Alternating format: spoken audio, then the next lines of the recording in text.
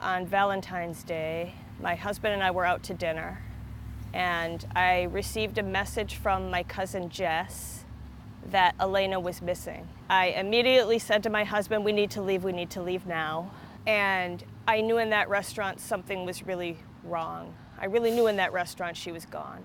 Marie Paschke says it's a night that's difficult to talk about. I was pacing in my house, feeling completely powerless. Her cousin's daughter, Elena Petty, was a student at Marjorie Stoneman Douglas High School in Parkland, Florida. Elena did not survive the shooting.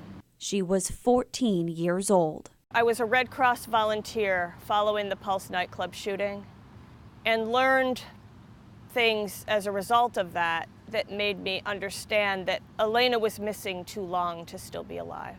Volunteering was also a passion of Elena's. She was taught from an early age to help take care of people around her and to be a person of service, and she embraced that, most recently responding to the hurricanes in Florida. Marie started her career in a school as a clinical social worker and saw a need to address mental health, specifically in children.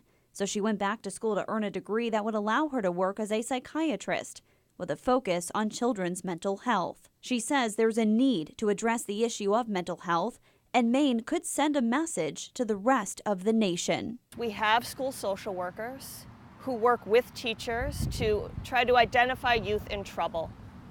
We also have a variety of day treatment programs for children that are struggling behaviorally, and we don't simply expel students, we really try to help them.